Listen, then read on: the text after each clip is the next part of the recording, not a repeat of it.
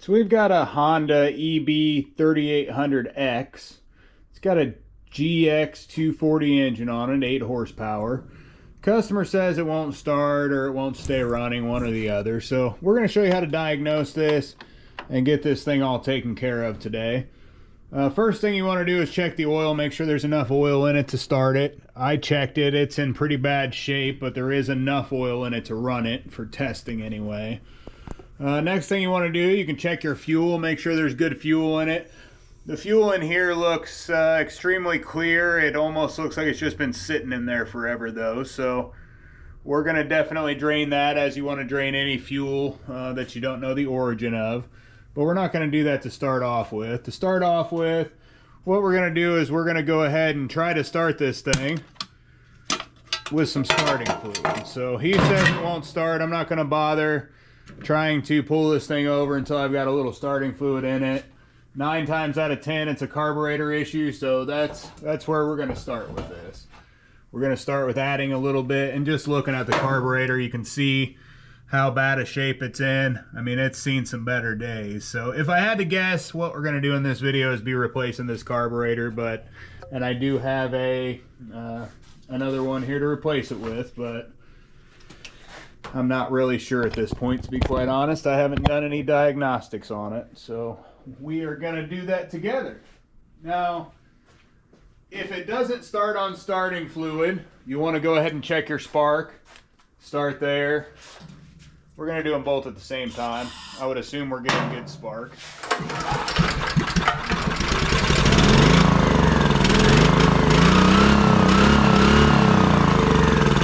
Seems like it's wanting to almost overspeed when I'm spraying starting fluid in it. I'm getting good spark. Now, if it didn't start on starting fluid, when you're testing it with starting fluid, what you'll do from there is you'll go ahead and check the spark. You can do that by removing the plug and holding the plug against the block. Nice and easy to do that if you just take the plug out. It's a 13/16. Oop, my camera wanted to go on me there, so get it put back right. Haven't had that happen in a while. Now this is the first repair on this brand new table. Just did a video about that a few minutes ago, but see how it holds up over the year. So again, 13/16. It's an NGK BPR 6ES that they run in these. Standard plug on a lot of the different Honda and Honda clone engines that are out there. But what we're going to do, since once we get some good fuel here, it runs fine. I guess I didn't even have the fuel on, so I'm going to go ahead and turn the fuel on and see if it'll stay running after I fire it up one more time again. You can choke it or not choke it when you're trying to see that throttle is stuck in high also. You always want to move that governor plate or the throttle linkage in the back. Make sure that it's not stuck on high.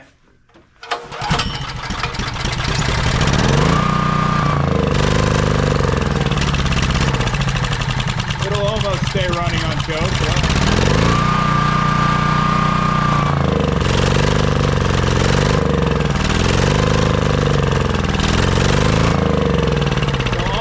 It seems like it'll stay running. I'm not 100% sure if it'll stay running the whole time or if it cuts out. But either way, we want it to run right. We don't want to have to run it on choke, especially when you're a company trying to use it.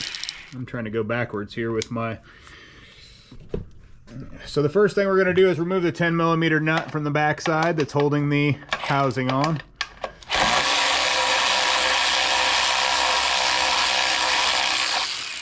And then on the front side, you've got 5/16 bolts, or nuts, I'm sorry, that go all the way around the outside. So, get all this a little bit better of a view for us. There we go. So there's 6 of them. 1, 2, 3, 4, 5, 6. Now, when you remove those, this whole front plate just kind of comes off the assembly, and then there's a couple more 10mm on the back side. Get a bunch of different stuff over here. I like to use a deep well 5/16. It makes it nice and easy, but if you need to clean the carburetor on this, if you're going to check it and you're going to clean it, I understand that completely. It's just these people are very particular. They don't want it to be anything less than 100%. So They want to make sure when they go to their job site that this thing's just going to run flawlessly, and they want no questions. There's no questions asked about price or anything like that. They just want it done, and they want it done right. So we're just going to replace it. Not going to bother with cleaning it. Again, if you're in the field, you want to clean it, or if you're in a position where you have time to clean it, that or you don't mind if there's an issue afterwards, after putting some time into it, you can do that. You can see one of our other videos. A lot of those have the process with the same carburetor. There's a dual fuel champion that we do. It's got exactly the same setup, or pretty close to it. Pretty much the same carburetor on almost all these. They're basically all Honda clone engines with very, very few differences between any of them. So now that we've got the two off the front that hold the plate to the carburetor, you can just pull this whole assembly off. Now it is kind of clipped into the fuel line. From there we can grab the fuel line coming off the tank, and we're just going to drain it down into a container, and we're going to drain that fuel completely out. We're not going to leave anything in it. We're going to blow it out real well by the time we get all this done, to make sure that there's nothing left in that tank. Now again, we always do this with anything we don't know the origin of the fuel on, because if you don't, you'll run right back into the same issue again. See people that do it all the time, or, well, yeah, I've cleaned the carburetor, you know, it was running great for a little bit and now it won't run anymore. Well, your carb's all gummed right back up again. So let's move this to a little better angle for us. Yeah, that's a pretty good one. Now we can take this whole assembly off. So what happens is, if you pay attention to the orientation here of the choke rod goes towards us when we're putting it back on. Now you can take this whole assembly off, pull it towards you.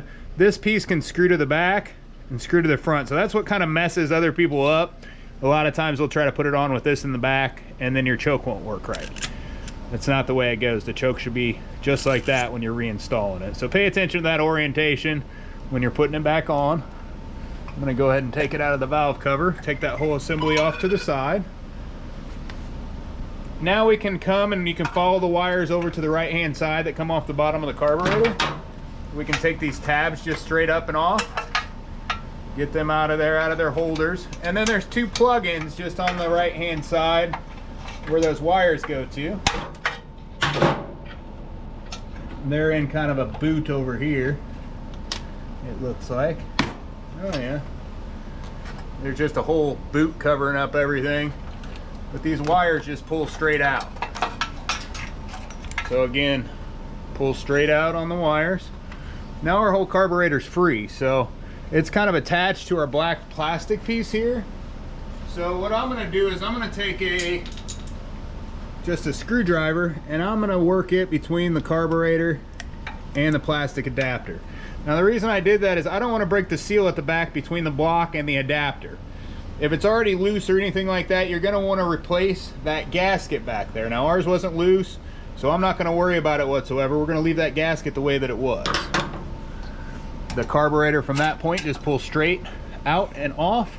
Now if you turn it to the right, you can just pull the spring to the left and out and up, and then the governor linkage also. So I've got it there, everything lines up, and you can just pull it straight off. Carburetor's off. Now this gasket, that's the most important gasket, and just kind of crumbled into pieces. We've got new ones for it, no big deal.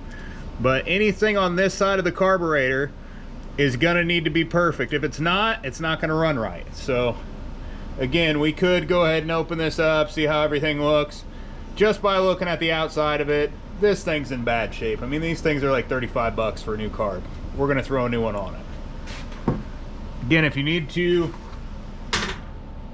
clean the carburetor, see one of our other videos, it'll take care of that. Again, we always use new gaskets. These are just standard gaskets. These didn't come with this kit, but I think I stole them out of this kit when we were low on them at some point, but I don't think that's the way it goes. I think it goes this way, doesn't it? I don't know, I always seem to put gaskets on backwards, even though I do them multiple times a day with pretty much every model out there. But anyway, now that we're getting our new carb, again, this is just an aftermarket carburetor. Aftermarkets have came a long way over the years.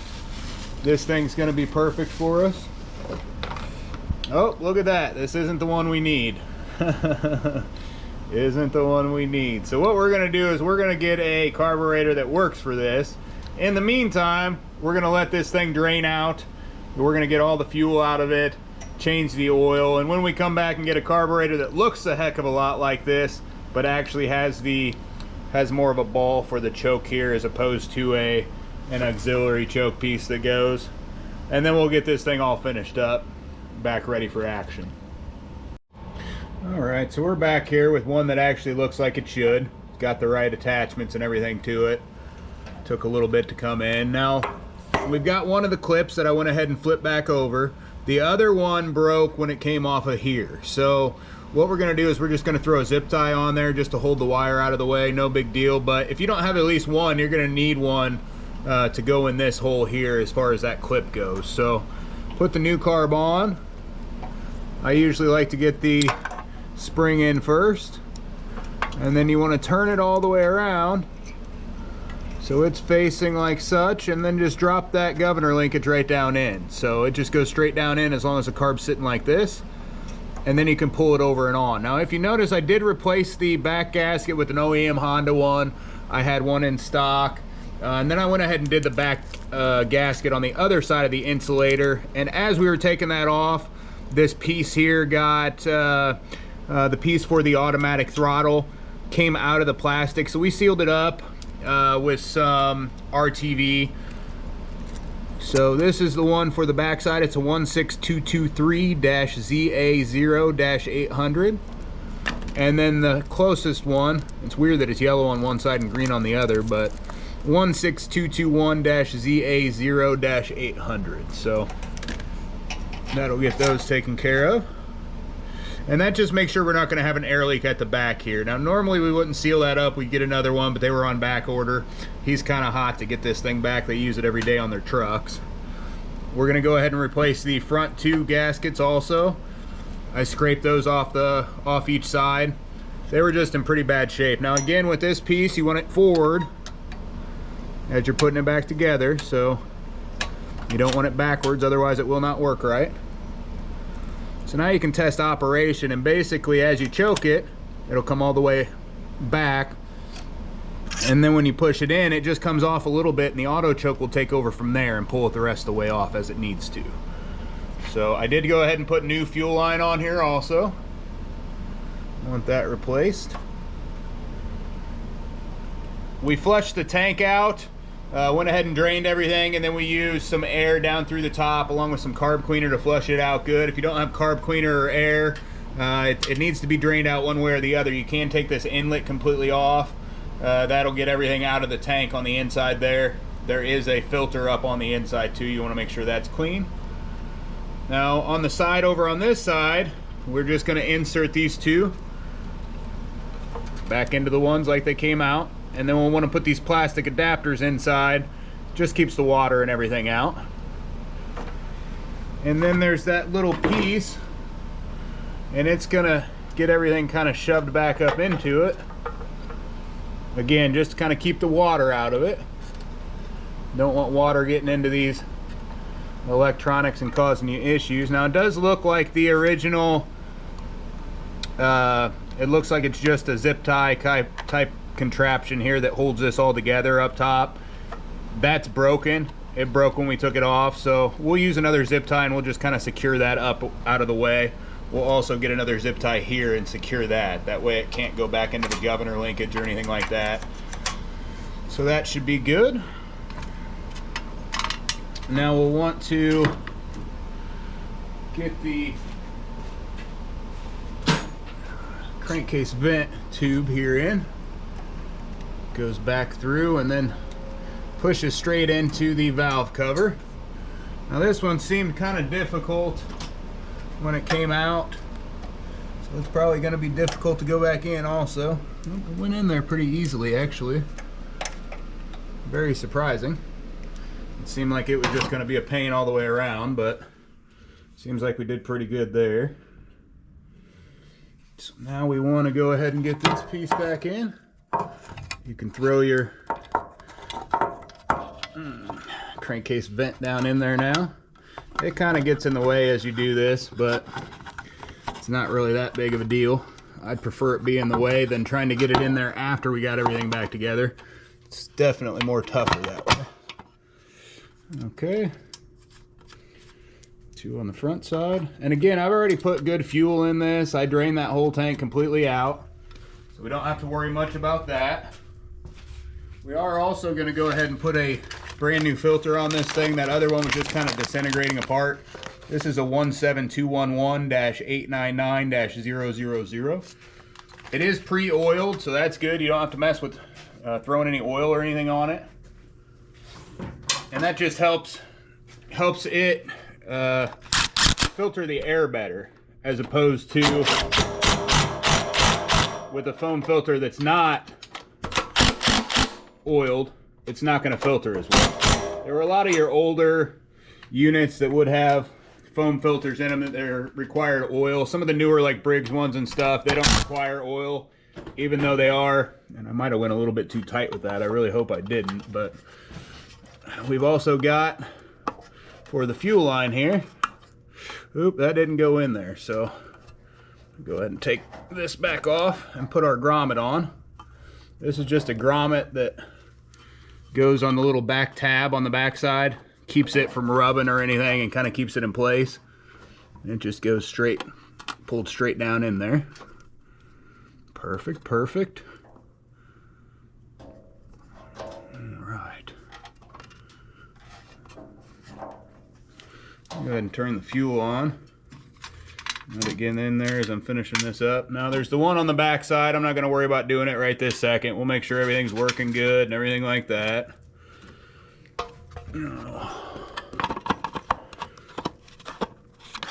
Now we can get our 5/16 back on here.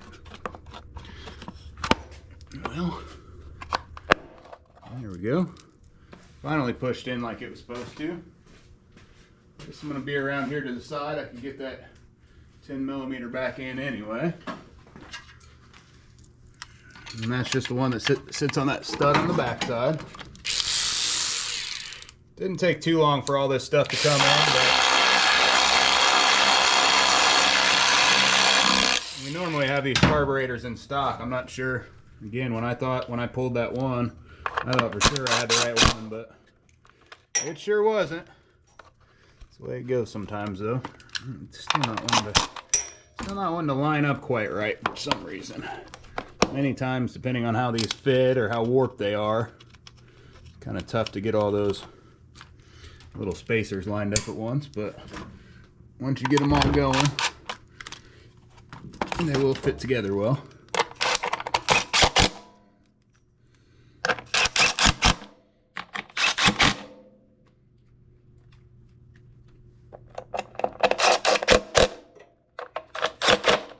Now you will notice this table is a different table than what I started this video on. I don't know if any of you have noticed that so far. That table is brand new. It's from A+ Lift.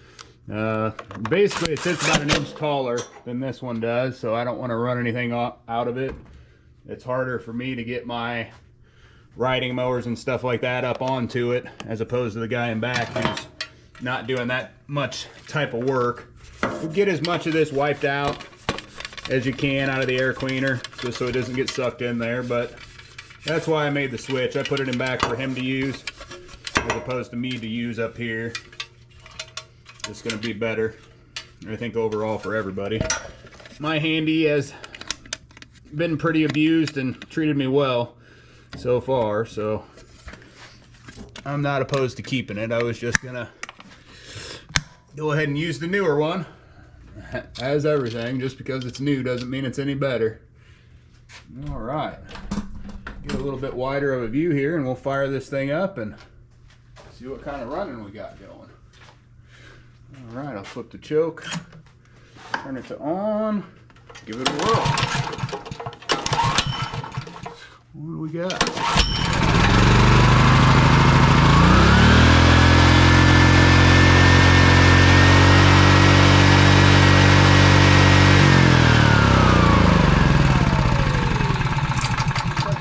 Hanging up on it. See what it is. It shouldn't go that high for sure, Definitely shouldn't. It was sounding pretty well high as far as the RPMs went. There it goes. I don't know what. Huh. Kind of weird. Very strange. It's like the governor was sticking for some reason, but as soon as I touched it there, it came right undone.